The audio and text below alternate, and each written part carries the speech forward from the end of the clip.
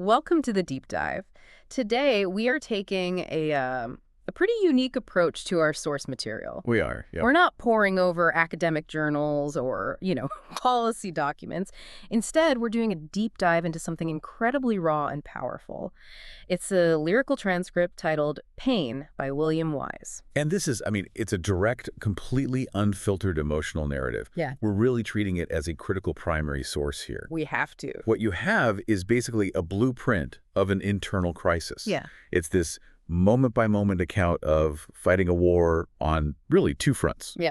You have this overwhelming mental anguish and, at the same time, life-threatening physical problem. Exactly. And the stakes are they're set so high right from the beginning. This isn't just about managing stress. This is about trying to, and I'm quoting here, bury this pain deep down inside while your entire system is, it's actively failing. Mm-hmm. So our mission today is to methodically unpack these complex, overlapping crises, the physical health scares, the mental battlefield, the self-medication, and also find these genuine sparks of resilience that pop up. They really do. Mm. And I think we have to start where the author grounds the entire conflict. It's that repeating line, "It's just me versus my brain." Yes. That one phrase just sets the stage perfectly. The enemy isn't someone or something outside of him.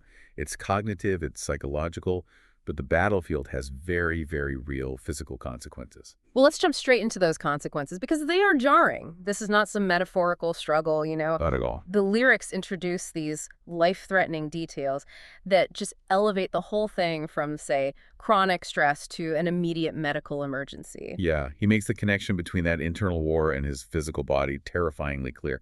We see details of very serious heart issues. He specifically names atrial fibrillation. And for you listening, if you're not familiar, what exactly is that? Well, AFib is when the heart beats irregularly and often way too rapidly. This isn't just a bit of discomfort. It significantly increases your risk of a stroke or even sudden cardiac arrest. And the lyrics just confirm how extreme this is for him. He talks directly about the trauma of it, mentioning the moment of shocking me back to life. Wow. So this tells us the threat has been, potentially life-ending, and the fight is still going on. That's such a critical piece of context. It completely changes how you understand the psychological pain, doesn't it?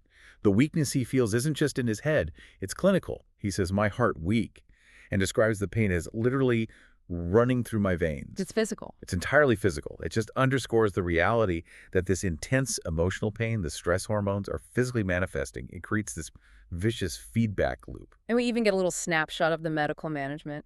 He mentions taking Eliquis propyl. My rhythm isn't really clear. Right, those are medications to prevent clotting and regulate heart rhythm in AFib patients. So it tells us this battle isn't something he can just fight alone with willpower. He's relying on pharmaceuticals just to maintain basic function, just to stay alive. The physical toll is just immense.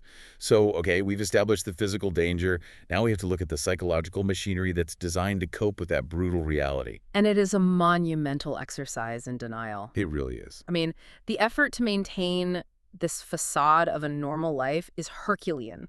The battlefield is just dominated by this strategy of avoidance. He has the clarity, that little voice whispering, "Deep down inside, I know I can free my mind." He knows it's possible. But his active daily strategy is keeping myself busy denying what's underneath. That denial is fascinating because it's required for, social survival, isn't it? Totally. Think about the sheer energy that goes into the performance of being okay. When he says, "Ask me how I'm doing," I say, "Okay," but really I'm just lying to them. That points at the profound isolation of his struggle. He feels like he has to lie. He has to, because the truth, the full extent of the AFib, the mental war, it's too much for the outside world to process. And this leads us to that incredibly powerful central metaphor of the gravedigger. He says, "I'm a gravedigger, bury all of my pain in a shallow place." This is such a powerful insight. It's partly self-sabotage, but it's also a weird form of self-preservation.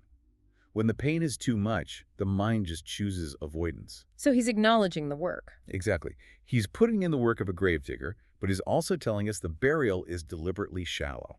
And what does that shallow burial actually achieve for him? Well, it achieves immediate relief. It allows him to feel like he's dealt with the pain for now, so he can continue with the performance of being normal. But it's temporary. It's completely temporary. Because it's so superficial, the pain is always just beneath the surface, ready to break through. It's an unsustainable fix that prevents any real healing because to truly bury it deep, he'd have to confront the source of it all. That superficiality just pushes us directly into the next part of this, the cycle of coping, where the very mechanisms he uses to manage everything only deepen the crisis. This is where we see the whole destructive sequence laid bare. And what's so illuminating is the almost clinical clarity he has about his own destructive choices. Yeah. He knows what he should do. He says, I should have a glass of water. But the immediate habitual choice is to grab a beer, He lays the pattern out so plainly. drink to wash away pain, and then I rinse and repeat. It's a formula. But it's even more complex than just alcohol, right? He details this sophisticated system of self-medication. He's using prescription drugs to regulate his own mood and energy. It's like he's attempting a kind of chemical rhythm regulation. That is the perfect way to put it. Chemical rhythm regulation. When his body's natural rhythm is destroyed by the AFib, by the stress, by this punishing schedule, he uses chemistry to artificially force a rhythm. He says he will pop another adder, which is likely a stimulant to get focus or just get through work. And then he has to compensate